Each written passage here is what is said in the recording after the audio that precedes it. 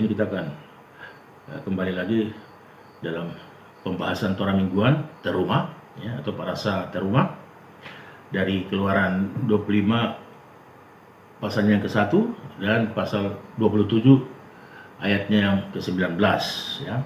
Faidaber Hasem el Moshe lemor, daber el Bnei Israel, feikhu li truma me'et kolis aser yifenu libotihu et trumati.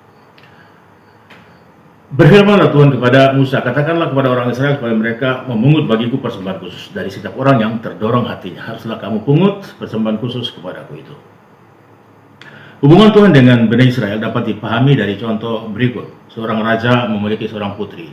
Anak perempuan itu bisa pergi dengan bebasnya sewaktu dia masih kecil. Dan dimanapun raja menemukannya, dia akan berbicara dengannya. Bahkan di depan umum, di tengah-tengah orang lain sekalipun. Namun ketika dia mulai dewasa dan berkembang, raja berkata kepadanya, sekarang pantas bagiku untuk memberimu kamar khusus, bukan lagi martabatku untuk berbicara denganmu di depan umum. Sebaliknya kita harus memiliki ruang khusus. Kalau tidak, ketika aku berbicara denganmu, semua orang akan tahu besarnya kasih sayangku untukmu, serta kehormatan yang kuberikan kepadamu. Orang-orang seharusnya tidak boleh melihat ketika aku sedang sendirian denganmu mengungkapkan rahasia kerajaan padamu. Pada saat-saat seperti itu, pasti tidak ada orang lain lagi bersama kita. Jadi setiap orang akan menyadari tingginya penghargaan yang kuberikan kepadamu. Hal yang sama berlaku bagi bangsa Israel. Sampai saat ini, ya, saat mereka di padang gurun Sinai, ya, Bani Israel atau bangsa Israel tidak memiliki hikmat dan ilmu. Mereka dibesarkan di antara orang-orang Mesir dan telah bekerja dengan batu dan bahan-bahan bangunan. Namun ketika Tuhan membebaskan mereka, maka mulai terbuka mata mereka dan mereka mengenali kebesaran Tuhan yang sebenarnya. Mereka telah melihat mujizat-mujizat besar dari Exodus, terbelahnya Laut Merah, pertempuran dengan Amalek, serta Mana. Mereka juga mengalami pancaran hadirat ilahi. Jadi sedikit demi sedikit mereka menggapai kebijaksanaan dan wawasan hingga mencapai tingkat tertinggi di Gunung Sinai. Mengenai wahyu ini ada tertulis, Tuhan berkata kepadamu secara langsung, ya, tertulis dalam Ulangan atau Devarim 5 ayat 4. Ini menunjukkan bahwa Tuhan berkata kepada lebih dari 600.000 orang di depan umum dan memberi mereka Taurat yang sakral. Disinilah sejatinya mereka menjadi satu bangsa.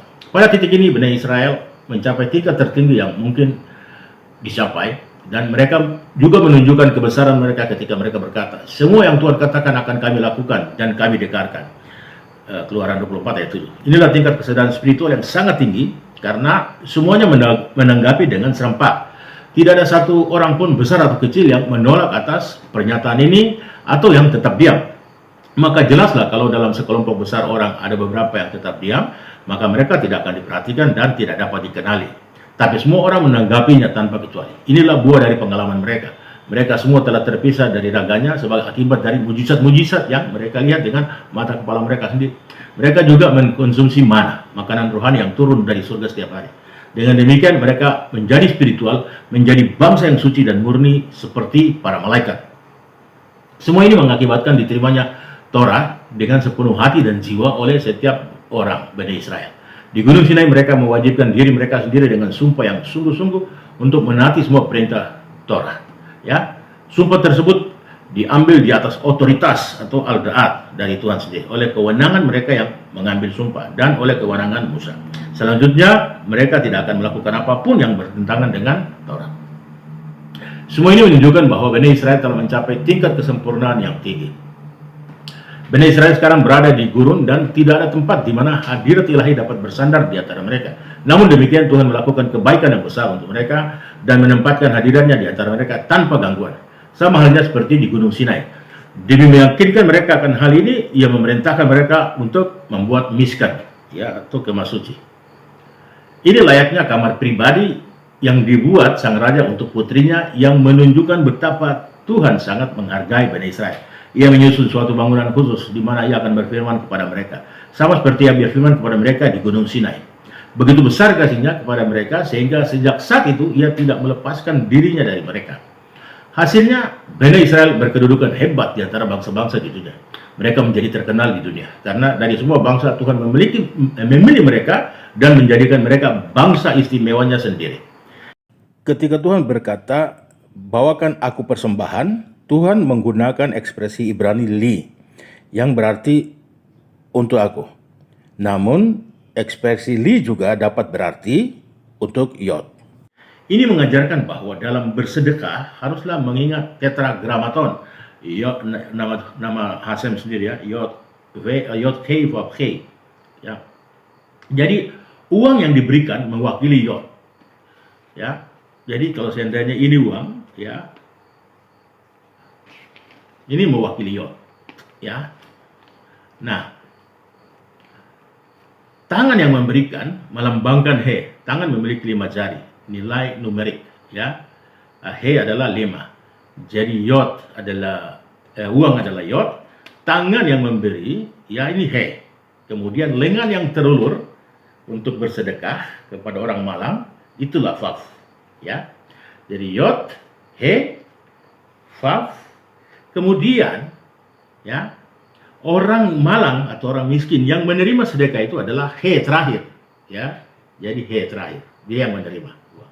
Ya, jadi Yod ini adalah uang adalah Yod. Kemudian tangan yang memberi ini, ya, 5 jari ini mewakili huruf He, ya, 5 He, numeriknya 5. Kemudian, ya, tangan yang terulur untuk memberikan sedekah inilah Vav. Kemudian 5 tangan orang yang menerima sedekah, ya, itulah He. Jadi Yod, He, Vav, He. Ya. Ini mengajarkan bahwa Tuhan menyertai orang miskin serta betapa pentingnya bersedekah dan beramal.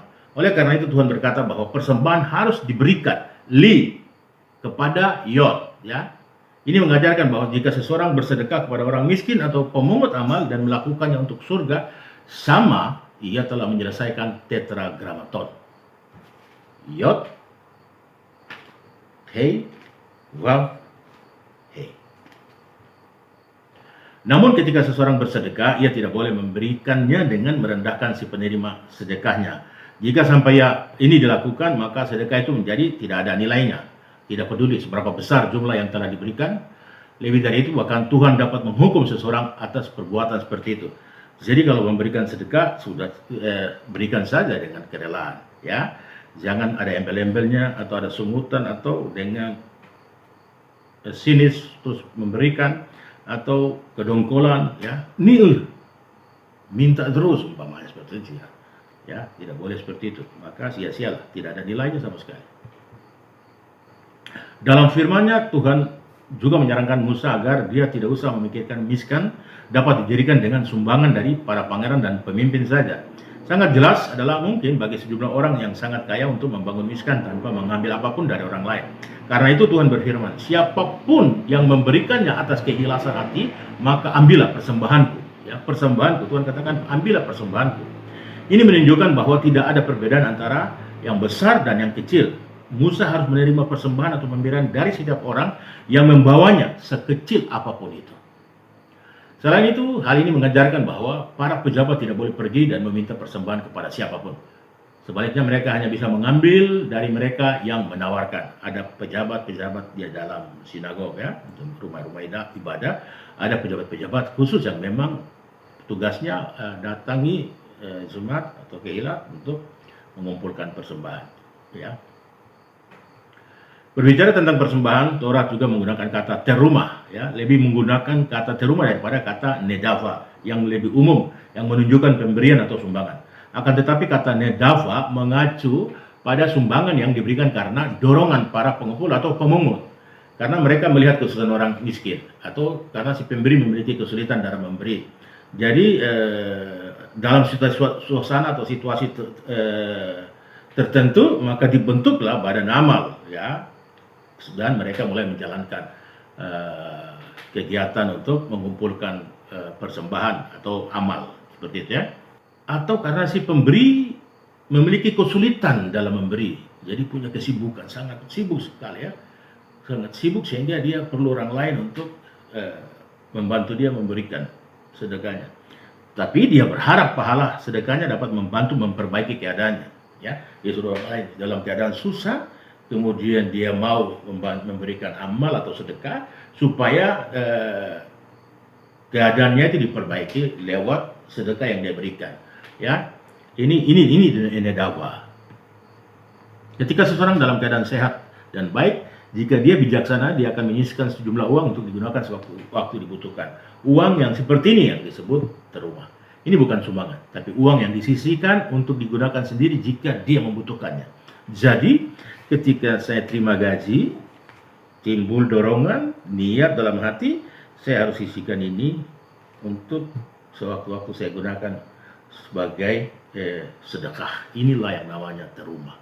Ada niat, dorongan dari dalam hati sendiri untuk mengumpulkan, untuk menyisihkan, ya, dari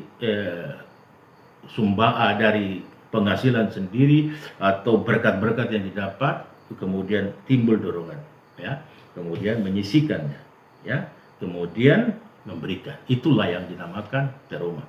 Tetapi ujuk-ujuk tiba-tiba datang, ada badan yang datang, ada shalom, shalom, shalom, selamat pagi, siang, atau malam. Kami datang karena ada keperluan begini, dan begini. Jadi kami sekarang akan mengumpulkan persembahan atau amal. Nah, ini adalah nedafah. Seseorang bisa bersedekah dengan sifat yang sama. Ya, keutamaan tidak tergantung pada besar kecilnya sumbangan, akan tapi pada pemikiran di baliknya. Dia harus memberikannya dengan sepenuh hati dan jiwa, tanpa dorongan dari luar. Jangan karena di sana berikan, di sana berikan, di sana berikan, ya. Karena dia melihat ada yang sumbang, masa orang yang penghasilannya di bawah saya memberi, kok saya tidak memberi? Tidak boleh seperti itu. Ya, tidak boleh ada dorongan dari luar, ya, tetapi betul-betul dari dalam. Ya, kalau dorongan dari luar bisa digolongkan ke nedafah, tetapi kalau dorongan yang dari dalam tadi dengan pemikiran sendiri, ya, memisahkan, ya, itulah yang disebut dengan terumah. Dengan demikian, dua jenis donasi ini disebut terumah. Jadi dua donasi, uang yang kita berikan sebagai sedekah, ya, dan perasaan spiritual, dorongan dari dalam itu, ya, jadi dua. Inilah yang disebut dengan terumah, ya. Salah satunya adalah uang yang disumbangkan, yang lainnya adalah sumbangan spiritual yang berupa kemurahan hati, ya. Shalom.